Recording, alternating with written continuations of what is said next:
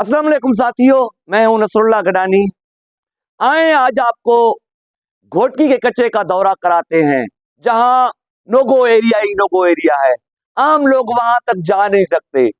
Ghotki police अफसरान समेत किसी की वहां एंट्री नहीं।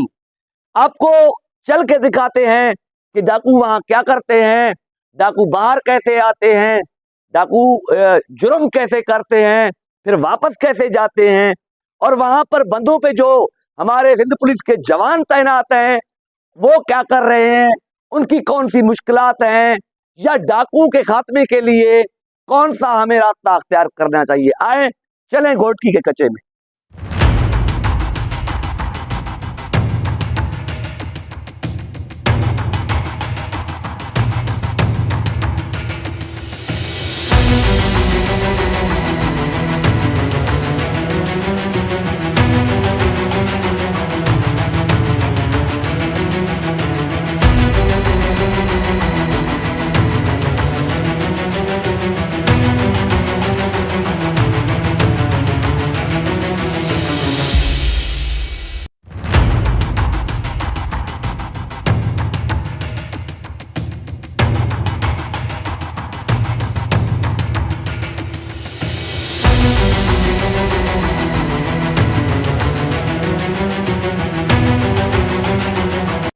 जी साथियों, हम इस वक्त घोटकी कच्चे के बंद पे मौजूद हैं। मेरे पीछे अगर जाफर शेख दिखा सके, जहां पर दरख्त हैं वहां पर डाकुओं के ठिकाने हैं, डाकुओं के घर हैं। यहाँ पर पुलिस पिकेटें कायम हैं, जिनमें 6 से 8 पुलिस के जवान तैनात किए गए हैं। मगर नाकस पॉलिसी की वजह से उन जो जवानों का जो तादाद है कम कर दिया गया है। इन जवानों को एक तो रेस्ट नहीं दिया जा रहा, फ्रेश होने का इनका मसला है, और इनको जब तक सपोर्ट नहीं मिलेगा, इनको अलाउंसेस नहीं मिलेंगे, इनको अपना फ्रेश नहीं रखा जाएगा, तब तक इनका एक्टिव होना बहुत मुश्किल है।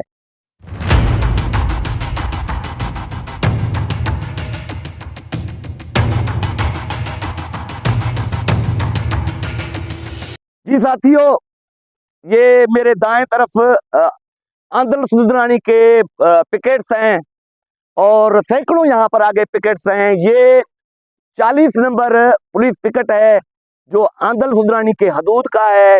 इसी तरह इसके पीछे जो 39 नंबर पुलिस पिकेट है वो भी आंदल सुदरानी के हदूद का है। उसके पीछे बेलो मीरपुर थाने के पुलिस पिकेट हैं, वो भी आपको दिखाते हैं। मगर जो 39 और 40 के दरमियान जो मुफासला रखा गया है, बेलो मीरपुर और आंदल सुदरानी के पिकेट्स में जो मुफासला रखा गया है, वहां पर डकैतों का मेन रास्ता है।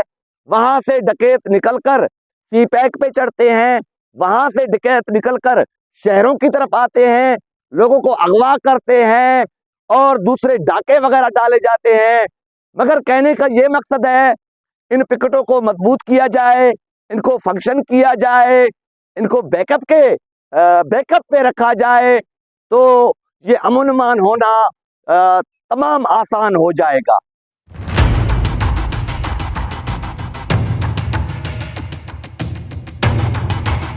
जी, मैंने जो पहले गुजारिश की है कि वो सामने 40 नंबर पिकेट है बेलो मीरपुर थाने का, और मेरे बाएं तरफ जो है 41 नंबर है आंदल सुदरानी का के हद का। तो यहाँ दरमियान में 1 किलोमीटर का मुफासला रखा गया है। सारे पिकेटें आधे आधे किलोमीटर के मुफासले पे रखे गए हैं, मगर ये पूरे 1 किलोमीटर के मुफासले पे रखा गया है। जिस रास्ते से डकैत आते हैं, जो सी पैक 470 पे जो 2 हमले हुए हैं, उसपे हमले करने वाले डकैत यहाँ से क्रॉस होकर सामने सी पैक पे पहुंचे थे, और वहां पर नुकसान करके, लोगों को मारकर, मुसाफिरों को अगवा करके इसी रास्ते से वापस चले गए थे। ये उनका बहुत बड़ा रास्ता है डाकुओं का बाहर जाने का और अंदर आने का।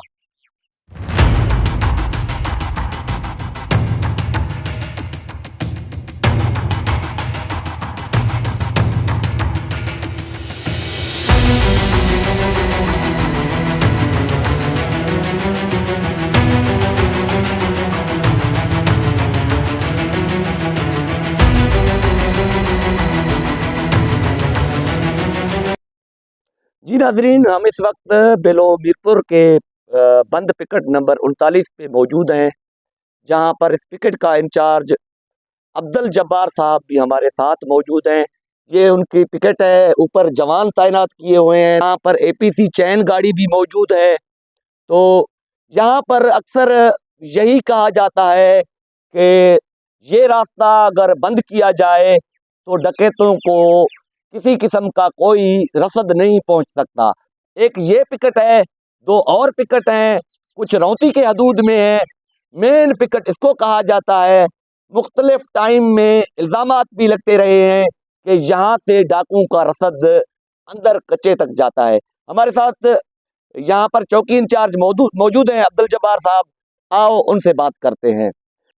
असल में ये है कि जो भी अफसरान हमारे पहले था, तनवीर अहमद तुनियो साहब, फिर मुनीर अहमद खोड़ो साहब, फिर अनवर साहब खेतरान साहब आया।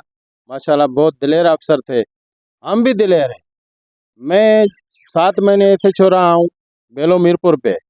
मेरे टाइम में नहीं मैंने कोई अगवा, नहीं कोई जो है डाका डालने दिया। सी पैक के बहुत सारा बड़ा असला मैंने पकड़ा, और मेरे होते हुए उनको जुर्यत नहीं होगी कि ये पिकट ये सामने वाले रास्ते हैं या इधर वाले रास्ते हैं। मैं बेलो मीरपुर को तो तहफ़्फ़ुज़ देता हूँ। बहरहाल मेरी हुदूद में आंदल सुंदरानी भी आती है, रौती भी आती है, और माशाल्लाह हमारे इलाकाई बंदे भी अच्छे हैं। और किसी भी टाइम हम इनको बुलवाते हैं तो हमारे साथ वो भी निकल आते हैं। मैं अभी आया हूँ, इंशाल्लाह अभी नया SP भी पहुँचने वाला है, और भी इंशाल्लाह मैं कसम साख से बोल रहा हूँ कि मैं अपने सर धड़ की बादी देने के लिए तैयार हूँ। मैं अपने हुदूद में, अपने इलाके में और बेलो मीरपुर की हुदूद में इंशाल्लाह किसी भी किस्म की कोई भी अगवा या बराए तावान जो भी बंदे होंगे मैं अरेस्ट कर लूँगा, भले मेरा कोई सगा भाई हो।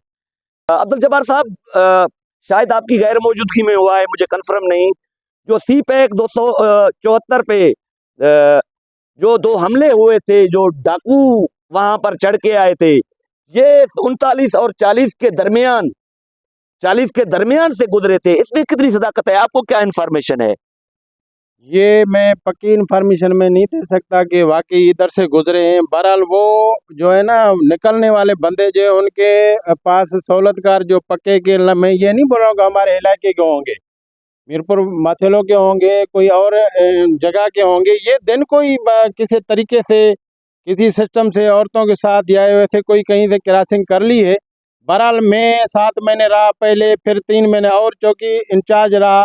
मेरे होते हुए इनको मैंने नहीं छोड़ने दिया। और मैं तो ये तो बचा बंद में बैठे हैं, मैं अंदर जो है झील है, मैं झील तक चला जाता था। रात को मगरिब को पता चल जाता कि बंदे आ रहे हैं, मैं उधर से ही जो जाके जो है ना उनका रास्ता पकड़ता था। ये 39 और 40 के दरमियान 1 किलोमीटर का मुफासला है, बीच में पिकेट खत्म कर दिया गया है। क्या ये होना चाहिए? मेरे ख्याल में तो होना चाहिए। आपका क्या कहना है? और ये 39 और 30 में जो है ना, जो जितनी और पिकटें हैं उनमें से ये मुफासला ज्यादा है। मैं खुद भी जो है ना क्रेन मंगवा के बीच में एक मोर्चा डलाया है। 38 और 39 के दरमियान 38 और 39 के दरमियान मैं रात को होमबच भी लगाता हूँ, और जहाँ जहाँ मेरा ख्याल होता है तो वहीं मैं होमबच लगाता हूँ। ये रेंजर वाले भी कभी DSR साहिबान आते हैं, मैं उनके साथ पैदल भी चला जाता हूँ। इंशाल्लाह इंशाल्लाह हमारे होते हुए रिजल्ट मिलेगा। इंशाल्लाह इंशाल्लाह। सर, हमें इजाजत हो तो थोड़ा ये विजिट कर लें ऊपर से। कहाँ से रास्ता है? रास्ता ये।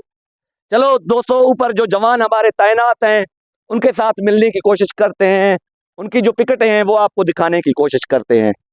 आइए मेरे साथ आए जाफर शेख भाई। सरस, गुड जॉब गुड जॉब। आप यहाँ तैनात हैं, कोई तकलीफ तो नहीं है? तो बंद पे शहर से बहुत दूर हैं, कोई अलाउंसेस भी आपके नहीं है? अल्हम्दुलिल्लाह, आवाम के लिए कोई अलाउंस नहीं मिले तो परवाह नहीं है। अल्हम्दुलिल्लाह, हम अपने सर की बाजी देने के लिए तैयार हैं। जो भी डाकू हैं हम लड़ने के लिए भी तैयार हैं। हमारे पास असला भी अल्हम्दुलिल्लाह अभी तो सही है, लेकिन जो पिकट की जब बात कर रहे थे 38 39 की, ये फासला है, पिकट की जरूरत है। लेकिन पिकट लग जाए तो अल्हम्दुलिल्लाह ये अच्छी बात है। आपको आप हमारी जान और माल का हिफाजत करके अपनी जिंदगी खतरे में डालकर दिन रात यहाँ पर नौकरी कर रहे हैं, ड्यूटी कर रहे हैं, शहर से बहुत दूर, कोसों दूर, कच्चे में। इसलिए मैं घोटकी पुलिस के जवानों को दिल से सलाम करता हूँ, जवानों को, अफसरान को नहीं, हाँ जवानों को मैं सलाम करता हूँ जो अपनी जिंदगी पे खेल के हमारे लिए कुर्बानियां दे रही हैं। ये साथियों, ये आप देख सकते हैं, यहाँ पर एपीसी चैन गाड़ी भी खड़ी है, यहाँ पर जवान तैनात भी है। एक बात मैं आपको बताता जाऊं कि इन जवानों को मेरे आने के बाद तैनात नहीं किया गया। ये क्लियर है कि हमारे अचानक आने से ये जवान यहाँ पर मौजूद थे। हमारे आने से ये जवान, एक मौजूद था, एक नीचे था। जो मैं क्लियर कह रहा हूं कि एक जवान यहाँ पर ये मौजूद था, ये भाई पानी पीने या पता नहीं कहाँ, कोई ड्रामेबाजी नहीं होगी, कोई ड्रामे नहीं किए जाएंगे। जो हकीकत है वो हम आपको दिखाएंगे।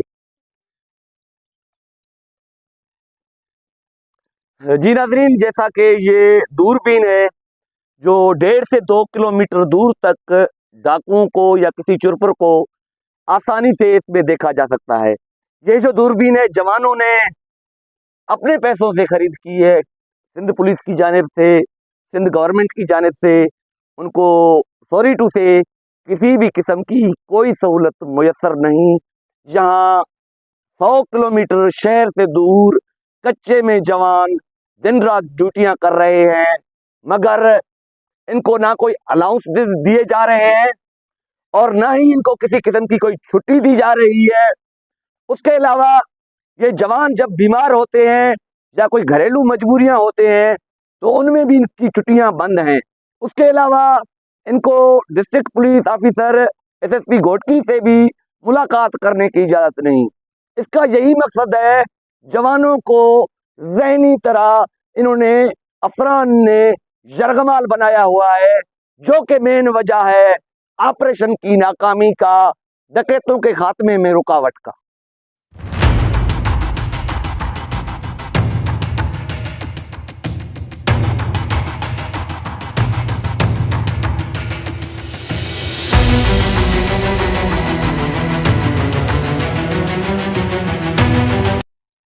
ये वो एपीसी चैन गाड़ियां हैं जो घोटकी पुलिस समेत सिंध पुलिस के जवानों को ऑपरेशन के लिए मिली हुई हैं। मगर ये गाड़ियां इतनी कमजोर हैं कि डकैतों के पास एंटी टैंक गन्स हैं, एंटी एयरक्राफ्ट गन है। उनके होते हुए ये गाड़ियां, इनमें सुराख हो जाते हैं, इनमें धमाके हो जाते हैं। इसलिए जो माहिर हैं या हम हैं या अवाम है, सिर्फ इसी चीज का मुतालबा करते हैं कि घोटकी पुलिस समेत पूरी सिंध पुलिस को टैंक दिए जाएं, मिलिट्री टैंक दिए जाएं, या खालिद टैंक, दो खालिद टैंक, सिर्फ हर डिस्ट्रिक्ट में दो खालिद टैंक दिए जाएं, ताकि ऑपरेशनों को कामयाब बनाकर डाकुओं का खात्मा किया जाए।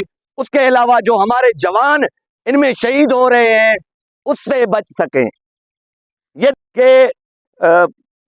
ये वही टैंक है जिस पे गोला लगा था या रॉकेट लॉन्चर लगा था। ये बिल्कुल टूटा हुआ है। यहाँ इसमें बहुत सारे, इस टैंक में, सॉरी, इस एपीसी चैन में बहुत सारे जवान शहीद हुए थे।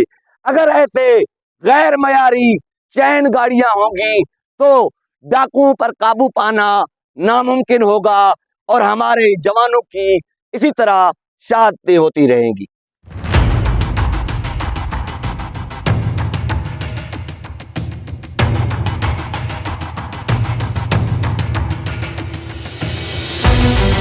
ये कच्चे का एरिया है, यहाँ पर डाकुओं की इजाजत के बिना किसी में कोई मजाल नहीं अंदर जाने की।